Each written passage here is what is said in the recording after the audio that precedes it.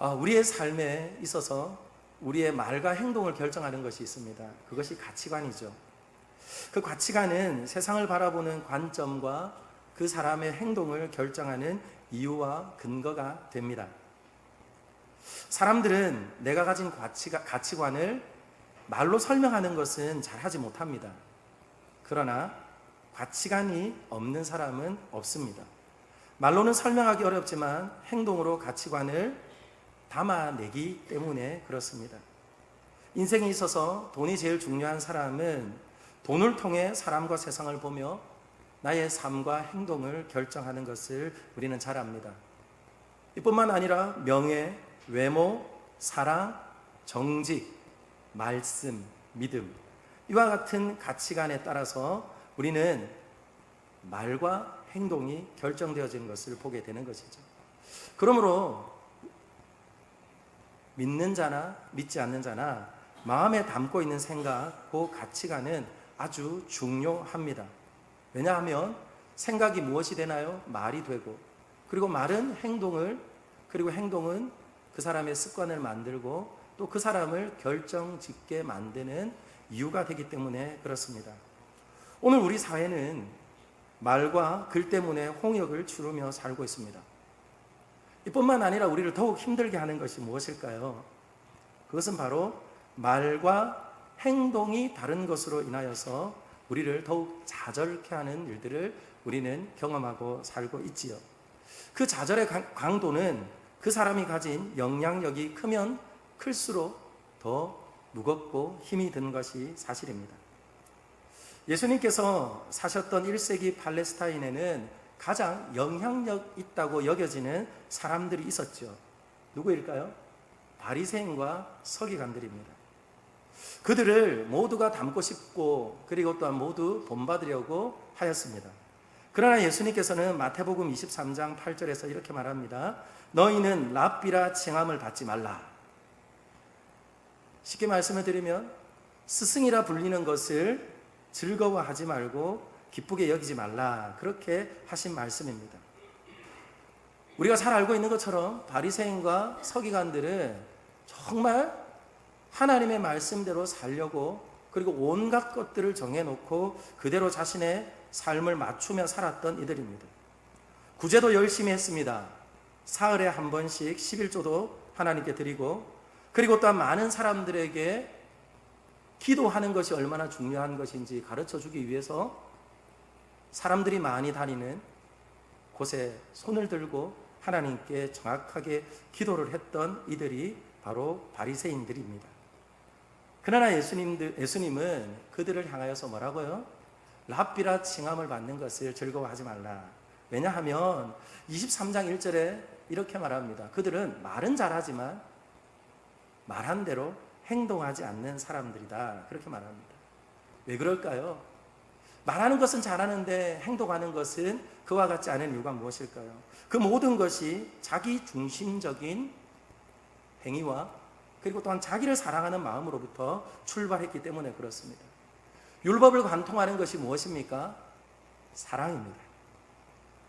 그러나 그들이 하는 일은 사랑은 없었습니다. 그래서 예수님께서는 랍비라 부름을 받는 것을 즐거워하지 말고 너희들에게 참된 스승이 있는데 그 스승은 하나님 한 분 외에 없다, 그렇게 말씀하셨습니다. 저는 오늘 본문을 읽고 또한 예수님의 말씀을 묵상을 하면서 현대와 같이 다방면으로 삶이 노출이 된 지금 더 의미 있게, 더 크게 예수님의 음성이 들립니다. 사랑하는 여러분, 사람은 결코 본이 될 수 없습니다.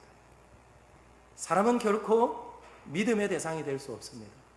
사람은 그저 무엇 하는 것일까요?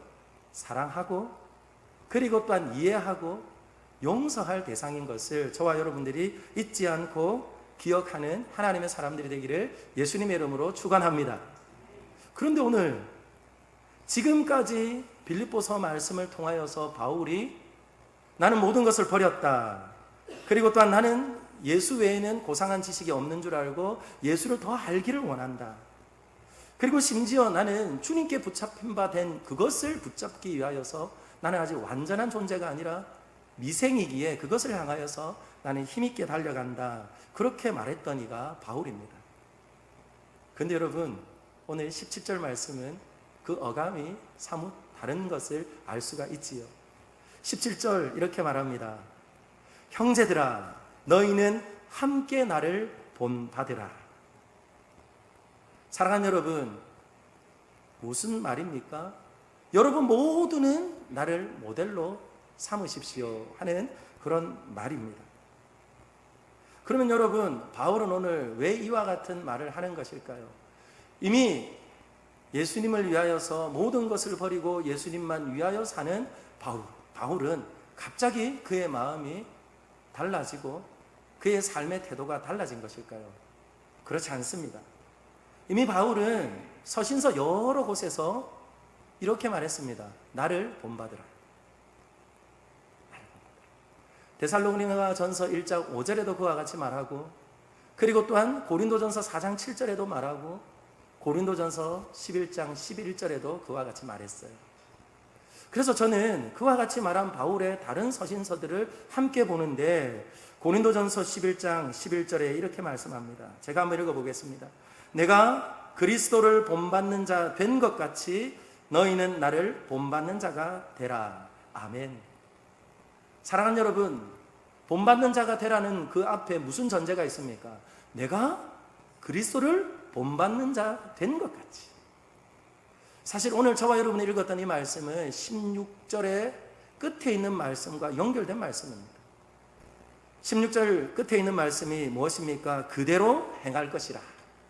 이 그대로 행할 것이라 하는 이 말씀은 기준을 보고 그대로 앞을 향해서 걸어가라 하는 말을 가지고 있습니다. 무엇이라고요? 그대로 행하는데 바울이 표대를 향하여서 달려가는 것처럼 그 기준을 보고 그대로 달려갈 것을 말하는 것이죠. 우리 중에는 군대를 다녀오신 분도 있고, 그리고 군대를 가보지 않은 분들도 있습니다. 그래서 군대의 예를 들기보다는 저와 여러분들의 추억을 조금 더듬어서 체육 시간과 교련 시간을 한번 생각해 보시죠. 체육 시간에 줄을 맞출 때 어떻게 맞추던가요? 이렇게 말합니다. 학생들을 향하여서 지명하여 말합니다. 구군호 기준! 그러면 지명받은 이는 기준이라고 크게 외칩니다. 그리고 나서 선생님이 이렇게 말하죠. 3열 종대, 4열 횡대, 해쳐 모여. 그러면 다시 한번 기준이라는 소리를 크게 외치면 모든 학생들은 어떻게 합니까? 그 기준을 보면서 좌로 우로 앞으로 뒤로 줄을 맞추는 것을 보게 되었습니다. 그러면 여러분, 기준에 가까이 있는 학생은 어떻게 될까요?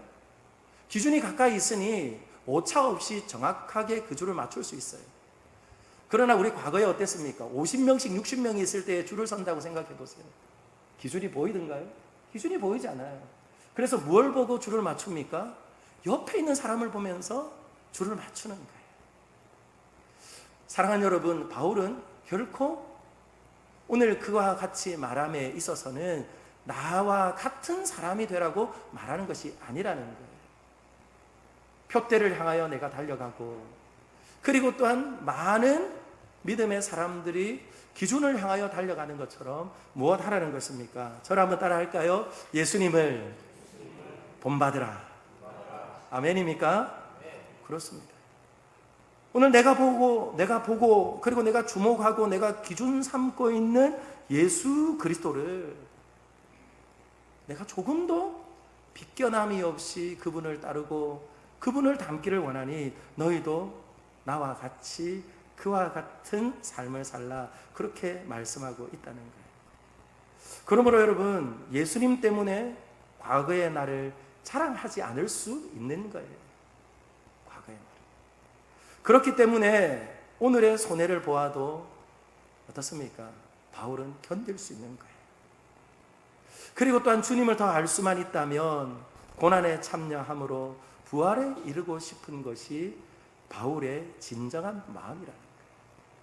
그런데 오늘 저와 여러분이 읽었던 17절 말씀을 보십시오. 바울에게만 머물러 있지 않고 마치 줄을 맞추는 것처럼 그와 같이 예수님을 보고 예수님을 닮으려고 하는 그들을 어떻게 보라고요? 오늘 눈여겨보라, 그렇게 말씀하세요. 눈여겨보라는 것은 자세히 하라는 것입니다. 사랑하는 여러분, 저는 우리 사랑하는 모든 믿음의 권속들이 주 예수 그리스도를 보고 쫓아가며 닮아가고 따라갈 때에, 그렇죠? 나는 바르게 따라간다고 믿고 확신하면서 따라가지만 때때로 내 눈과 그리고 내 마음과 내 삶의 중심이, 그렇죠? 주님을 볼 수 없도록 가려놓은 것으로 인하여서 혹 위태할 때도 있음을 기억하시고 함께 주님을 닮아가려고, 그리고 또한 주님처럼 살려고 힘쓰고 애쓰며, 그리고 주님 앞에 삶을 내어드린 믿음의 성도들을 서로 살피며 저와 여러분들이 함께 주 안에서 든든히 서가는 하나님의 백성들이 되기를 예수님의 이름으로 축원합니다. 근데 이와 같이 서로를 눈여겨보며 그리고 또한 우리가 함께 든든히 서야 될 이유가 있습니다. 왜 그와 같이 눈여겨보아야 하느냐? 왜냐하면 18절 한번 보시죠. 왜냐하면 18절 같이 읽습니다. 시작. 내가 여러 번 너희에게 말하였거니와 이제도 눈물을 흘리며 말하노니 여러 사람들이 그리스도의 십자가의 원수로 행하느니라. 아멘. 사랑하는 여러분, 십자가의 원수로 행한다 이렇게 말하죠. 저는 오늘 이 말씀을 묵상을 하면서 언어의 온도의 저자인 이기주 씨가 쓴 그 글의 한 토막이 생각이 났어요. 그가 경제부 기자로 있을 때에 시중은행의 위폐감별사를 만났던 경험을 그의 글에 기록하고 있습니다. 제가 한번 읽어볼게요. 차장님, 요즘 육안으로 구별하기 어려울 정도로 정교한 위폐가 많다고 하던데요. 네, 그럴수록 진짜에 대한 확신이 있어야 합니다. 가짜를 걸러내려면 진짜를 잘 알아야 합니다. 이와 같이 차장이 이야기한 거예요. 그랬더니 다시 이기주 씨가 이렇게 말했습니다. 그렇군요. 그래도 가짜를 보면 뭔가 감이 온다거나 그런 게 혹 있나요? 그랬더니 다시 차장이 대답을 하는 거죠. 너무 화려하면 일단 수상한 지폐로 분류합니다. 네? 왜 화려한 것을 분류하는 것일까요? 화려한 게 위폐일 가능성이 크다는 거예요. 위폐는, 가짜는 진짜처럼 보이기 위해서 꾸민 흔적이 있다는 겁니다. 어딘지 모르게 부자연스럽고, 그리고 또한 가짜는 필요 이상으로 화려하다는 거예요. 그런데 진짜는 그렇지 않다는 겁니다. 진짜는 자연스럽고 억지로 꾸밀 필요가 없다는 거지. 사랑하는 여러분, 예수면 충분합니다. 사랑하는 여러분, 예수님이면 충분합니다. 왜냐하면 예수님은 진짜이기 때문에 그렇습니다. 빌립보 교회 안에는 진짜인 예수님을 믿는다 하면서도 가짜들이 있었습니다. 가짜들이 있었습니다. 율법주의를 신봉하는 유대주의자들이 있었습니다. 지난주에 말씀을 드렸죠. 그들은 무엇을 자랑했다고요? 자신의 육체를 자랑했어요. 내 몸에 할례가 있다. 그리고 나는 이런 공덕이 있다.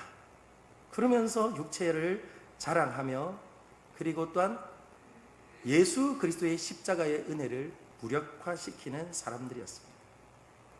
이뿐만 아닙니다. 그들 안에는 예수 그리스도를 믿는 믿음을 오해함으로 인하여서, 하나님께서 베풀어 주신 그 은혜를 오해함으로 인하여서 방종하며 살았던 이들도 있었습니다.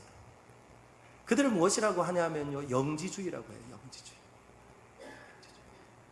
육체는 악하고 더럽기 때문에 우리의 영혼이 구원받았으므로 이 육체를 아무렇게나 사용해도 된다고 말하며 쾌락에 젖어 살며, 그리고 또한 온갖 것으로 자신의 몸을 더럽히는 이들이 있었다는 거예요. 그러므로 오늘 바울은 눈물을 흘리며 그들에게 경계하며 호소합니다. 그들을 뭐라고 하죠? 십자가의 원수. 왜 십자가의 원수일까요? 왜 십자가를 대적하는 자들이라 말하는 것일까요? 그것은 다른 것이 아닙니다. 십자가의 은혜를 무력화시키는 삶, 그리고 또한 십자가와는 상관없는 삶을 살면서 마치 악한 영향을 끊임없이 그리고 전도시키는 그와 같은 존재였기 때문에 그들에게 경계하라고 말씀하고 있습니다. 사랑하는 여러분, 십자가가 무엇입니까? 십자가가 무엇입니까? 제가 여러분들하고 더 가까이 있으면 좀 개인적으로 묻고 싶은데 이 시간에는 개인적으로 물을 수 없으니 여러분 스스로에게 대답해 보세요. 사랑하는 여러분, 십자가가 무엇입니까? 십자가는요, 자기 부인입니다. 빌립보서 2장 5절에서 8절에 있지요. 자기를 부인하는 거예요. 십자가는 고난이고 또한 눈물입니다. 그러나 여러분, 십자가는 반드시 부활의 영광으로 나타날 참된 영광인 것을 저와 여러분들이 잊지 않고 기억하는 하나님의 사람들이 되기를 예수님의 이름으로 축원합니다. 그런데 여러분, 오늘날에도 현대판 영지주의자들이 있어요. 나치즘이 유럽을 덮고 기독교가 나치즘의 신여가 되었을 때에 온몸과 마음으로 나치즘에 저항을 했던 루터교 목사이기도 하고 신학자였던 본 회퍼라는 목사님이 계십니다. 그 목사님은 나를 따르라라는 책에서 값싼 은혜에 대해서 말합니다. 그 값싼 은혜가 어떤 것인지 한번 들어보시죠. 값싼 은혜는 회개 없이도 죄를 용서하는 설교요. 목회자에게 하는 말이겠죠. 값싼 은혜를 말한다는 거죠. 값싼 은혜는 회개 없이도 죄를 용서하는 설교요. 공동체 훈련도 없이 베푸는 세례요. 죄의 고백도 없이 참여하는 성만찬이요. 인격적인 참회 없는 면제의 확신입니다. 인격적인 무엇 없이요? 참회가 없는 것. 회개가 없으면서도 면제의 확신을 갖는 것이래요. 사랑하는 여러분, 저와 여러분들에게 십자가가 무엇입니까? 저와 여러분들에게 흉악한 죄와 그리고 영 죽었던 우리를 우리 주님께서 대신 지신 값진 십자가, 그 값진 십자가의 은혜를 결코 가벼이 여기지 않는 하나님의 사람들이 되기를 예수님의 이름으로 축원합니다. 순종이 없는 은혜, 십자가 없는 은혜, 살아계시고 인간 되신 예수 그리스도가 없는 은혜, 이것이 값싼 은혜라는 거예요.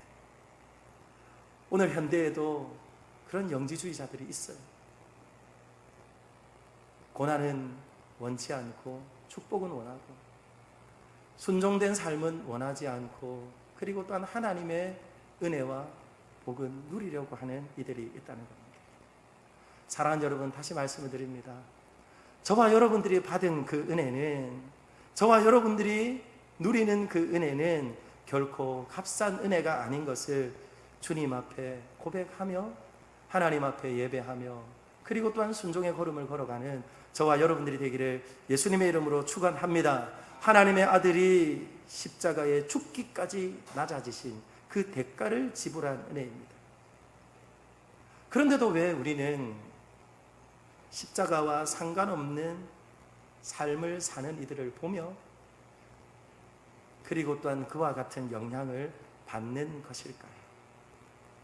오늘 19절이 저와 여러분에게 말씀합니다. 19절 같이 한번 읽어보겠습니다. 시작. 그들의 마침은 멸망이요 그들의 신은 배요 그 영광은 그들의 부끄러움에 있고 땅의 일을 생각하는지라. 아멘. 여러분 볼펜 있으세요? 볼펜 있으시면 그들의 신은 배요, 거기에 여러분 줄을 한번 그어보세요. 그들의 신은 배다 하는 이 말은요, 그들의 신이라는 말이 호데우스입니다. 호데우스. 호데우스는 무엇입니까? 그들의 하나님은 바로 이 창자라는 거예요. 그들의 배부름에 있다는 것입니다. 그 말은 무슨 말일까요? 이것을 굉장히 바울은 은유적으로 표현하고 있지요. 바로 그들이 진정으로 섬기는 것은 무엇이라고요? 바로 그들의 욕심과 그들의 탐욕과 그들이 원하는 것을 쫓아 사는 것이 그들의 하나님이라는 거예요.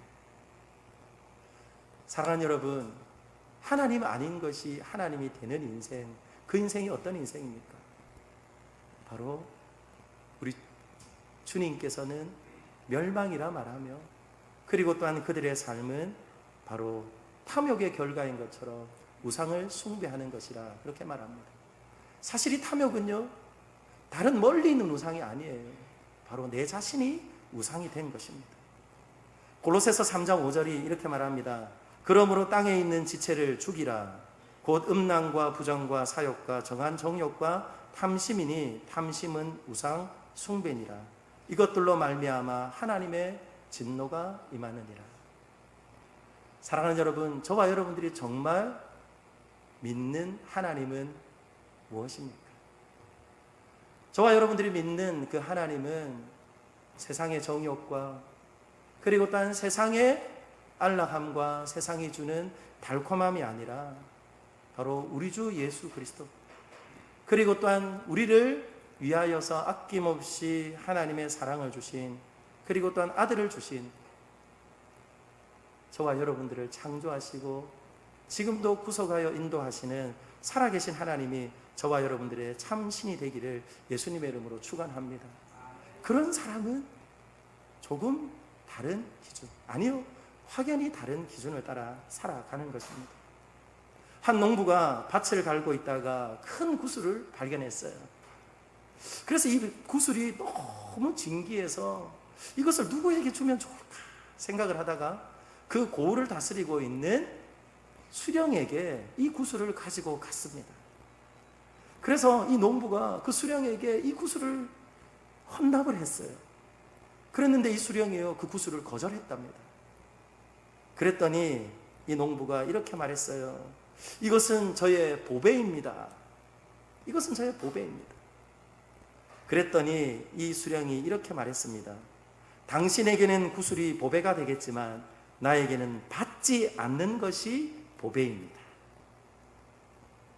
사랑하는 여러분, 무엇입니까? 기준이 다른 거예요. 기준이 다른 거예요. 농부의 기준은 구슬에 있지만 물론 그것을 내가 취하지 않고 그에게 주는 것으로 그치고 대신하려고 했지만 이 수령은 무엇입니까? 그것보다 더 귀한 것, 보이지 않는 가치를 따라 그는 살겠다는 말이지요. 그렇습니다. 이 땅을 살아가는 모든 그리스도인들의 참된 위로와 참된 기쁨은 영원한 기쁨이 될 수 없는 세상의 것에 있지 않다는 것을 저와 여러분들이 잊지 않고 기억함으로 저와 여러분의 삶에 결국 탐욕의 결과는 수치와 부끄러움입니다. 그리고 또한 부끄러움을 알지 못하고 마치 볼록 나온 올챙이 배처럼 곧 터질 것 같은 모습으로 나타나는 그 세상의 정욕과 그리고 이 땅의 것에 눈을 맞추고 그리고 가치를 두고 살기보다는 저와 여러분들이 주님이 참으로 원하시고 기뻐하시는 하늘을 소망하며 사는 저와 여러분들이 되기를 예수님의 이름으로 축원합니다. 그러므로 오늘 저와 여러분들에게 우리의 정체성을 알려주는 말씀이 있어요. 그것이 20절 말씀입니다. 저와 여러분들이 한번 같이 읽어보도록 하겠습니다. 같이 읽습니다. 시작. 그러나 우리의 시민권은 하늘에 있는지라 거기로부터 구원하는 자 곧 주 예수 그리스도를 기다리노니 아멘.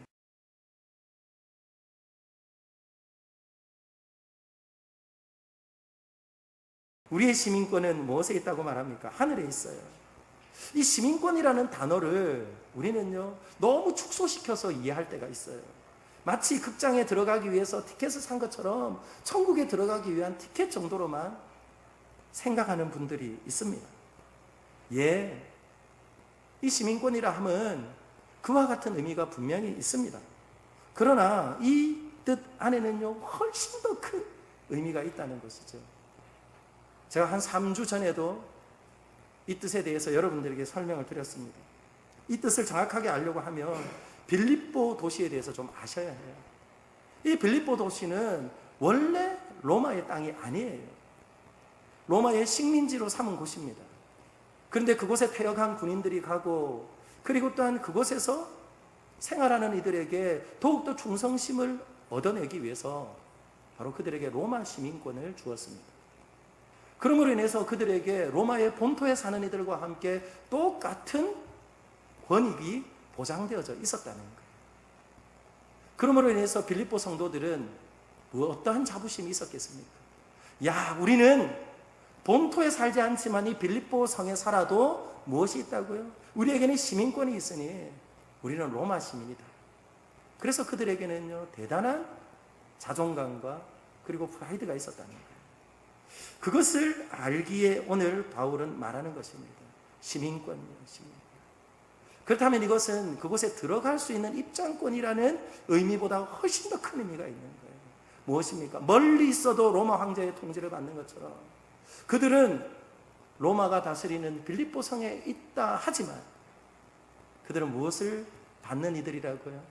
하나님의 온전한 다스림과 하나님의 통치를 받는 이가 누구라는 것입니까? 바로 저와 여러분이라는 거예요. 이 분명한 사실이 우리 안에 심겨져 있지 않으면 우리는 이 땅에서 조금 더 가지면 기뻐할 것이고 조금 더 가지지 못하면 슬퍼할 것이고 조금 더 건강하면 그것 때문에 감사할 것이고 조금 건강을 잃어버리면 그것 때문에 우리는 슬퍼하게 될 것입니다. 그러므로 오늘 바울은 우리에게 이렇게 말합니다. 너희는 나의 기쁨이고 나의 면류관이다. 너희는 주님의 기쁨이고 너희는 주님의 면류관이다. 이 변하지 않을 기쁨의 면류관이 되고 그 영원한 기쁨을 누리기를 원한다면 무엇 하라 말씀합니까? 저와 여러분들이 이 땅을 살아가지만 이 땅에 얽매이기 쉬운 것들에게 침몰당하여서 무기력한 그리스도인이 된 것이 아니라 땅을 밟고 살지만 하늘에 속한 사람들로 삶으로 누구도 빼앗아갈 수 없는 그 참된 기쁨과 감사를 누리며 살기를 원하시는 주님의 마음을 결코 한순간도 눈에서 멀리 두지 마시고 마음에도 멀리 두지 마시고 주님을 닮아가는 저와 여러분들이 되기를 예수님의 이름으로 축원합니다. 그러므로 저는 오늘 그렇다면 하나님의 통치를 받는 삶은 도대체 무엇일까? 그러면서 예수님의 말씀이 생각이 났어요. 예수님께서 따르는 많은 무리들에게 하셨던 설교가 마태복음 5장과 7장에 있다고 제가 아마 여러분들과 첫 번째 설교할 때에 말씀드렸던 기억이 납니다. 5장 말씀이 기억이 나더라고요. 산상보훈이라고 말하죠. 보석 같은 말씀, 보석 같은 가르침. 그 가르침을 제가 한번 읽어보겠습니다. 읽을 때 우리 성경으로 읽지 않고 이것을 좀 더 풀어놓은 메시지 성경으로 한번 읽어볼게요. 들어보세요.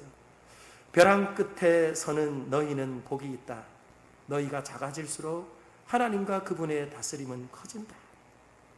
가장 소중한 것을 잃었다고 느끼는 너희는 복이 있다. 그때에 가장 소중한 분의 품에 안길 수 있다. 더도 말고 덜도 말고 자신의 모습 그대로 만족하는 너희는 복이 있다.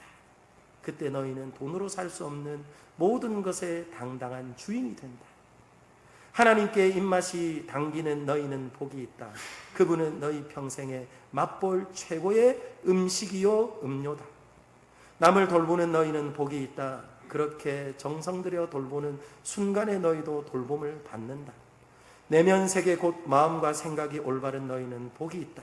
그때에야 너희는 바깥 세상에서 하나님을 볼 수 있다. 경쟁하거나 다투는 대신에 협력하는 모습을 보여주는 너희는 복이 있다. 그때 너희는 진정 자신이 누구이며 하나님의 집에서 자신의 자리가 어디인지 알게 된다. 하나님께 헌신했기 때문에 박해를 받는 너희는 복이 있다. 그 박해로 인해 너희는 하나님 나라에 더 깊이 들어가게 된다. 아멘. 사랑하는 여러분, 누가 누리는 복입니까? 이 땅에 살지만 하나님의 통치를 받고 예수님을 바라보며 그리고 또한 예수님을 닮으려고 또한 순종하며 걷는 이들을 그들에게 주시는 하나님의 참된 복이며 참된 기쁨인 것을 결코 잊지 않는 저와 여러분들이 되기를 예수님의 이름으로 축원합니다. 그러므로 저와 여러분들은요, 워너비 해야 합니다. 워너비. 끊임없이 닮으려고 해야 합니다. 누굴 닮으려고 할까요? 저를 한번 따라 할까요? 나는 지저스 워너비입니다. 그래요. 제가 주보에 기록해놨죠. 그 워너비라는 말은 뉴스위크지에서 사용되었던 말이에요. 그런데 저와 여러분들은요, 10,000번을 묻고 1,000번을 묻고 100번을 묻고 10번을 물어도 주님 닮기를 원하는 것. 주님이 자기를 비워 종의 형상을 입고 그리고 죽기까지 자신을 버리셨으나 그것으로 끝나지 않고 가장 높이 들어 주님의 영광을 그의 온몸에 허락하셨던 그 놀라운 하나님의 존재가 사람의 형상을 입고 자기를 비우셨던 그 모습을 바라보며 저와 여러분들이 좌로도 우로도 흔들리지 않고 주님께 순종하며 걸어가는 저와 여러분들이 되기를 예수님의 이름으로 축원합니다. 저는 오늘 여러분들과 함께 찬송하고 싶은 찬송이 있어요. 제가 설교 중에 예로 들었던 본 회포 목사님이 옥중에서 쓰신 찬양입니다. 그는 권력의 시녀가 되었던 그 땅에서 나를 따르라, 예수를 따르라, 예수님의 말씀대로 온 삶을 살며 온 몸으로 온 마음으로 그렇게 살았어요. 우리가 이미 알고 있는 찬양입니다. 그러나 제가 설교를 준비하다가 그 찬양을 하려고 찾았더니 조금 다른 번역본이 있더라고요. 그래서 저는 이 번역이 훨씬 더 마음에 와닿았습니다. 제가 한번 찬양할게요. 하시다가 같이 할 수 있으면 함께 합시다. 주 선한 능력으로 안으신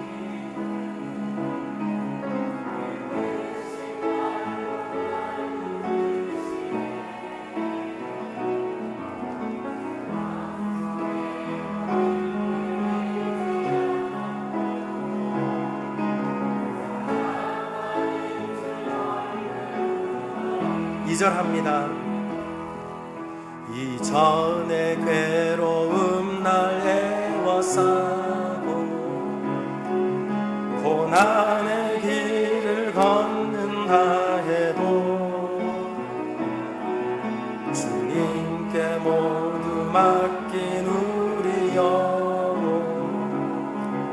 끝내 승리의 날을 맞으리. 선한 능력으로 선한 능력으로 일어서리. 지하는 믿음으로 우리 고대 안에 주 오실 그날 영광의 새날을 맞이하리. 주님이 마신 고난의 쓴 잔을 주님이 마신 고내 쓴 잔을 우리도 감사하며 받으리. 주님의 남은 고난 채워하며 예수와 복음 위에 살리라.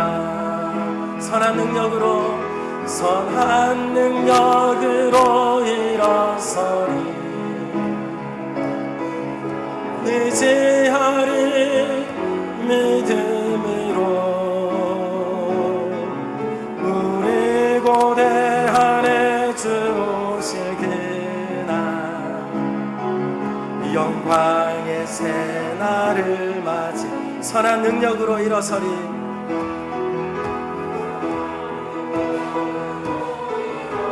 주만 의지하리 믿음으로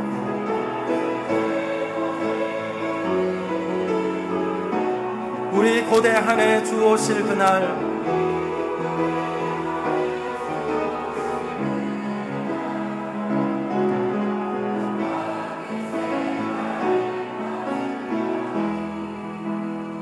아멘. 우리 시간에 같이